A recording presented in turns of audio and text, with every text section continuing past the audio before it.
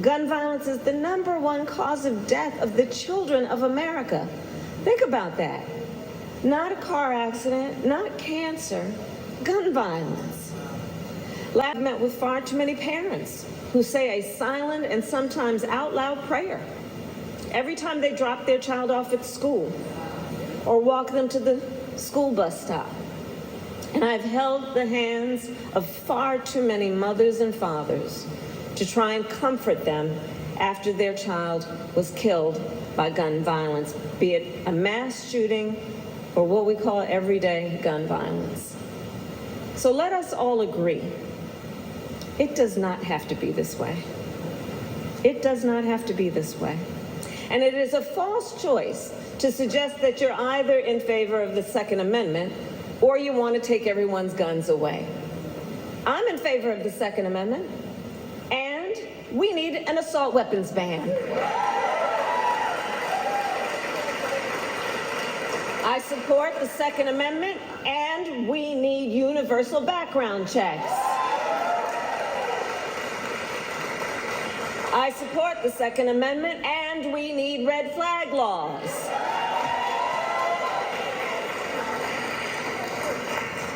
In 2020, President Joe Biden and I made a promise that we would finally take on the epidemic of gun violence, and we have.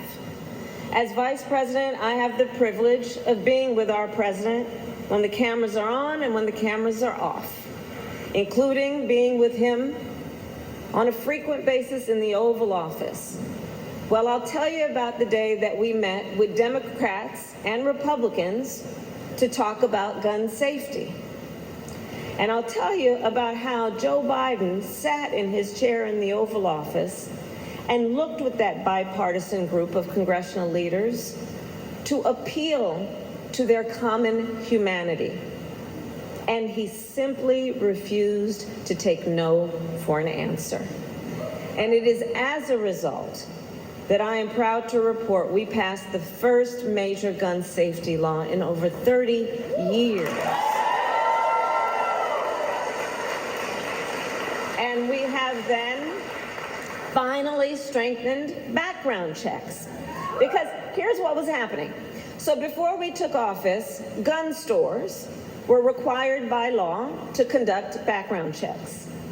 But gun dealers who sold weapons outside of the traditional gun store, like at a gun show or a flea market or even online, did not conduct background checks. We used to call this the gun show loophole. It had been around so long that back in the olden days in 2007, when I was the elected district attorney of San Francisco, I actually organized a rally in opposition to the gun show loophole. And now, as vice president, I am proud that we have finally closed it.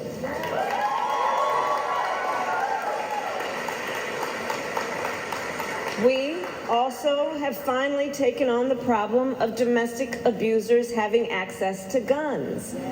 Since taking office, our administration put a stop to the nearly 30,000 gun sales to convicted domestic abusers.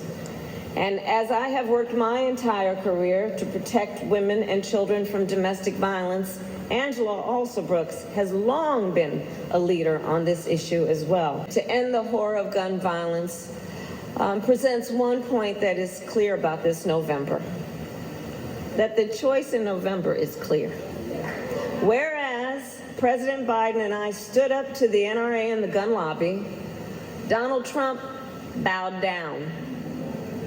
After the horrors of El Paso and Dayton, the former president said he would take action.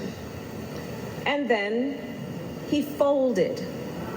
He failed to stand up to the gun lobby. He opposed reasonable gun safety reforms, and he cut funding to gun violence prevention.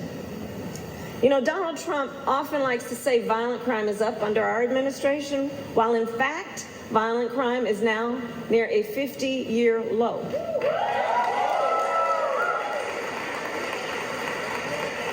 Meanwhile, Meanwhile, in part because of his failure to act on gun violence during President Trump's term, America saw the largest increase in the murder rate in modern history.